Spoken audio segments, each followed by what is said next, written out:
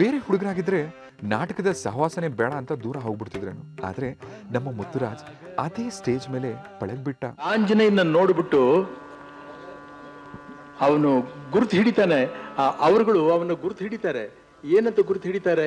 ರಾಮರು ಲಕ್ಷ್ಮಣನ್ ಹೇಳ್ತಾರೆ, ನೋಡು ಅವನ ಕಿವಿನಲ್ಲಿ ಶೋಭಿಸ್ತಾ ಇದೆಯಲ್ಲ ಕರ್ಣಕುಂಡಲ್ಗಳು ನೋಡ್ತಾ ಹೇಗೆ ಹೊಳಿತಾ ಇರುತ್ತೆ, ಯಾರಿಗೂ ರಾಮನ ವಿನಃ ಇನ್ಯಾರಿಗೂ ಅದು ಕಣ್ಣಿಗೆ ಕಾಣಿಸಲ್ವಂತೆ.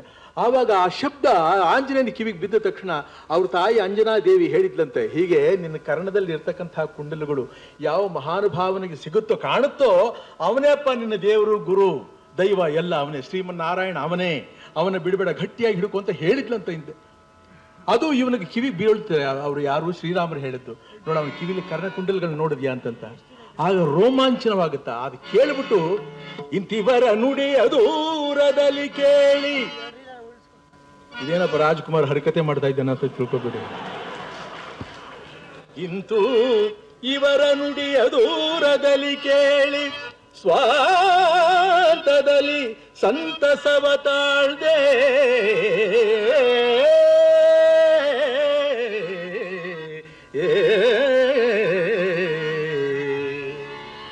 ಎನ್ನಮ್ಮ ಎನ್ನಮ್ಮ ಮುನ್ನೊಂದು ನುಡಿಯೇ, ಎನ್ನಮ್ಮ ಮುನ್ನೊಂದು ನುಡಿಯೇ, ಅದು ಇಂದು ಸಮ್ಮತದಿ ನಿಜವಾಯಿತು ತಿಳಿಯೇ.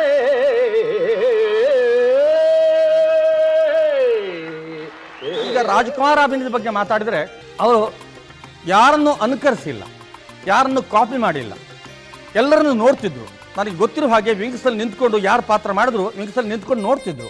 ಅದು ರಾಘವೇಂದ್ರ ಇರ್ಬೋದು, ಶ್ರೀಕಂಠಮೂರ್ತಿಗಳಿರ್ಬೋದು, ಅಥವಾ ಇನ್ಯಾರು ಬಂದು ಕೂಡ ನಟ ಭಯಂಕರ ಬಂದಾಗ ಅದನ್ನು ಕೂಡ ನೋಡ್ತಿದ್ರು. ಈ ನೋಡಿದ ಮೇಲೆ ಅದನ್ನು ಕಾಪಿ ಮಾಡೋಕ್ಕೆ ಹೋಗ್ತಿಲ್ಲ.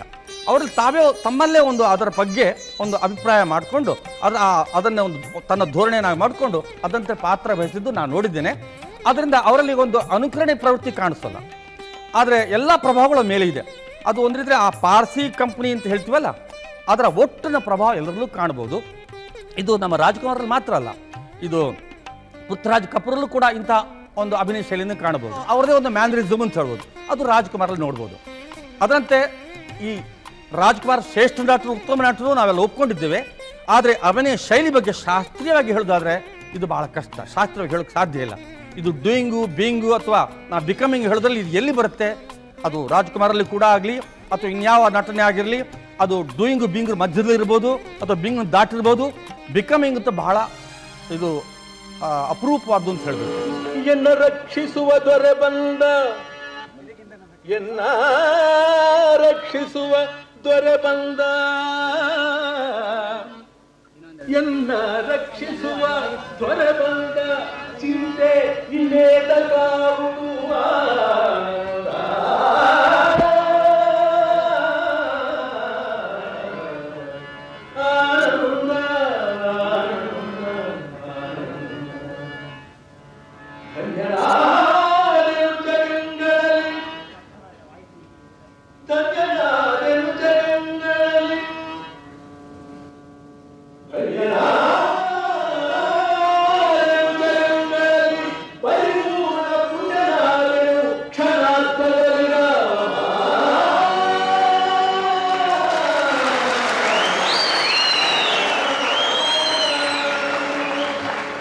ನಮಗೆ ನಮಸ್ಕಾರ ಅಂದೆ.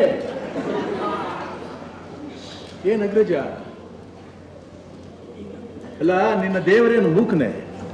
ಎಷ್ಟು ಮಾತನಾಡಿಸಿದ್ರು ಮಾತನಾಡೋದೇ ಇಲ್ಲ. ಅವನನ್ನು ಮಾತನಾಡಿಸುವ ರೀತಿಯಲ್ಲಿ ಮಾತನಾಡಿಸಿದರೆ ಆಗ ಮಾತನಾಡುವುದು. ಮಾತನಾಡಿಸುವ ರೀತಿಯಲ್ಲಿ? ಹಾಗಾದ್ರೆ ಇನ್ಯಾವ ರೀತಿ ಮಾತನಾಡಿಸಬೇಕು ನನಗಂತೂ ತಿಳಿಯುದು. ಅಲ್ಲ, ಹೀಗೆ ಮನಸ್ಸಿಗೆ ಬಂದಂತೆ ಹುಚ್ಚು ಹುಚ್ಚಾಗಿ ಕುಣಿಯುತ್ತಾ ದೀಪಗಳನ್ನು ಹಚ್ಚಿಕೊಂಡು ಆಡಂಬರವಾಗಿ ಘಂಟೆ ಬಾರಿಸಿಬಿಟ್ಟ ಮಾತ್ರಕ್ಕೆ ಮೋಕ್ಷ ಸಿಕ್ಕುವುದೇ? ಬೆಳಗ್ಗೆ ಇದ್ರೆ ಮಂಗಳಾರತಿ, ಮಧ್ಯಾಹ್ನ ಭೋಗಾರತಿ, ಸಾಯಂಕಾಲ ಸಂಧ್ಯಾ ಆರತಿ, ರಾತ್ರಿ ಆಯ್ತು ಅಂದ್ರೆ ರಾಗಾರತಿ. ಹೀಗೆ ಆರತಿ ಮಾಡಿ ಮಾಡಿ ಸಾಯುವುದಲ್ಲದೆ ಇದರಿಂದ ಪ್ರಯೋಜನವಂತೂ ಏನೂ ಇಲ್ಲ. ಅಂದರೆ ನಿನ್ನ ದೃಷ್ಟಿಯಲ್ಲಿ ಪರಮಾತ್ಮನೇ ಇಲ್ಲವೇ? ಹೌದು, ಇಲ್ಲ. ಪರಮಾತ್ಮನಿದ್ದರೆ ಅದು ಪ್ರಕೃತಿ ಒಂದೇ. ಓಹೋ, ಅಂದರೆ ನೀನು ಸರ್ವಸೃಷ್ಟಿಯು ತತ್ವಗಳ ಆಟ ಎಂದು ನಿನ್ನ ಸಿದ್ಧಾಂತವೇ? ಸರಿ, ಈ ತತ್ವಗಳ ಪೂಜೆ ಹೇಗೆ? ತತ್ವಗಳ ಪೂಜೆ. ತತ್ವಗಳ ಪೂಜೆ ಎಂದರೆ ತತ್ವಗಳು 5: ಪೃಥ್ವಿ, ಜಲ, ಅಗ್ನಿ, ವಾಯು, ಆಕಾಶ. ಓಹೋ, ಸರಿ. ಪೃಥ್ವಿಯ ಪೂಜೆ ಹೇಗೆ? ಪೃಥ್ವಿಯ ಪೂಜೆ ಪರ್ವತ, ವೃಕ್ಷ, ಕಲ್ಲು ಇತ್ಯಾದಿಗಳ ಪೂಜೆ ಪೃಥ್ವಿಯ ಪೂಜೆ. ಜಲತತ್ವದ ಪೂಜೆಯು? ಸಮುದ್ರ, ಮೇಘ, ಬಾವಿ, ಗಂಗಾ, ಯಮುನಾ, ಕಾವೇರಿ ಇತ್ಯಾದಿಗಳ ಪೂಜೆ ಜಲತತ್ವದ ಪೂಜೆ. ಅಗ್ನಿ ಪೂಜೆಯು? ಅಗ್ನಿಹೋತ್ರ, ಪಂಚಾಗ್ನಿ, ಜ್ವಾಲಾಮುಖಿ, ಸೂರ್ಯ, ಚಂದ್ರಾದಿ ನವಗ್ರಹಗಳ ಪೂಜೆ. ವಾಯುವಿನ ಪೂಜೆ ಹೇಗೆ? ಪ್ರಾಣಾಯಾಮ, ಭೂತ ಪ್ರೇತಗಳ ಮುಖೇನ. ಆಕಾಶದ ಪೂಜೆ? ಪ್ರಾರ್ಥನೆ ಮಾಡುವುದು, ಶಬ್ದಗಳ ಮುಖೇನ ಸ್ತುತಿ ಮಾಡಿದರೆ ಆಕಾಶದ ಪೂಜೆಯಾಗುವುದು. ಆಹಾ, ಎಷ್ಟು ವಿಚಾರಗಳನ್ನು ತಿಳಿದುಕೊಂಡಿರುವೆ ಸಹೋದರ. ನೀನು ತತ್ವಗಳನ್ನು ಪೂಜಿಸುತ್ತೀಯ, ಹೌದು. ಪಂಚಭೂತಗಳನ್ನು ಪೂಜಿಸುತ್ತೀಯ, ಆದರೆ ವಿಗ್ರಹಾರಾಧನೆ ಕೂಡದು ಎನ್ನುತ್ತೀಯ. ಸತ್ಯ ಅಲ್ಲ? ಹೌದು. ಆಹಾ, ಸಹೋದರ, ಈ ನನ್ನ ಬೆರಳಲ್ಲಿರುವುದೇನು? ಉಂಗುರ. ಉಂಗುರ ಸರಿಯಾಗಿ ನೋಡು, ಅದು ಉಂಗುರವೇ ಅಥವಾ ಚಿನ್ನವೇ? ಚಿನ್ನವೂ ಹೌದು, ಚಿನ್ನವೂ ಹೌದು, ಚಿನ್ನವೂ ಹೌದು, ಉಂಗುರವೂ ಹೌದು, ಉಂಗುರವೂ ಹೌದು.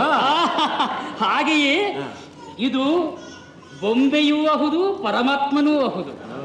ತಾಯಿ ತಂದೆಯನ್ನ ಕಡೆಗಾಣಿಸಿಕೊಂಡಂತ ವ್ಯಕ್ತಿ ಅಧಪತನಕ್ಕೆ ಹೋಗ್ತಾನೆ. ತಾಯಿ ತಂದೆಯನ್ನ ಯಾರು ಭಕ್ತಿಯಿಂದ, ಪ್ರೇಮದಿಂದ, ವಿಶ್ವಾಸದಿಂದ, ನಿಯತ್ನಿಂದ, ಆತ್ಮೀಯತೆಯಿಂದ ಅವರು ಬದುಕಿದ್ದಾಗ ಸತ್ತ ಮೇಲೆ ಕೂಡ ಯಾರ ಕೈ ಮುಗಿದು ಕಣ್ಣಿಂದ ಕಾಣ್ತಾರೆ ಅಂಥವ್ರು ಇವತ್ತು ಮೇಲ್ಮಟ್ಟಕ್ಕೆ ಹೋಗ್ತಾರೆ ಅನ್ನೋದಕ್ಕೆ ಸಾಧನೆ ಮಾಡಿ ತೋರಿಸಿದಂಥ ಸಂದೇಶ ಇದೆಯಲ್ಲ ಡಾಕ್ಟರ್ ರಾಜ್ಕುಮಾರ್ ಅವರದ್ದು, ಅದಕ್ಕಿಂತ ದೊಡ್ಡ ಸಂದೇಶ ಯಾವುದೂ ಇಲ್ಲ ಸ್ವಾಮಿ. ಹುಟ್ಟಿಸಿದ ಅಪ್ಪನ್ನೇ ಇವತ್ತು ಮನೆ ಅಡುಗೆಯವನು ಅಂತ ಹೇಳ್ತಾ ಇರೋ ಮಕ್ಕಳಿರೋ ಈ ಕಾಲದಲ್ಲಿ ಇವತ್ತು ತನ್ನ ತಂದೆಯನ್ನು, ಅವರಲ್ಲಿದ್ದಂಥ ಮೇರು ಆ ಒಂದು ಅಭಿನಯದ ಮತ್ತು ಮೇರು ಶೃಂಗವನ್ನು ಆದರ್ಶವಾಗಿ ಇಟ್ಕೊಂಡು ನಾನಿನ್ನೂ ಆ ಮಟ್ಟ ಮುಟ್ಟಿಲ್ಲ ಅಂತ ಹೋಗ್ತಾ ಇರ್ತಕ್ಕಂಥ ಆ ಒಂದು ಮಗ ಆಗಿ ಡಾಕ್ಟರ್ ರಾಜ್ಕುಮಾರ್ ಅವರು ಆ ತಾಯಿಯ ವಿಶಾಲವಾದ ಅಮೃತ ಸಾಗರದಲ್ಲಿ ಆಕೆಯ ಅಮೃತ ಬಿಂದುಪೂರಿತವಾದ ಒಂದೊಂದು ವಚನಗಳಲ್ಲಿ ಮಾತಿನ ಮರ್ಮವನ್ನು ಕಂಡಂತಹ ಮಾತೃದೇವೋಭವ ಅನ್ನೋ ಒಂದು ಮಂತ್ರವನ್ನು ದಿನಾ ಪಠಿಸ್ತಾ ಇದ್ದಾರಲ್ಲ, ಇಂಥ ಮಕ್ಕಳು ಎಷ್ಟು ಜನ ಇದ್ದಾರೆ ಸ್ವಾಮಿ ಇವತ್ತಿನ ಕಾಲದಲ್ಲಿ.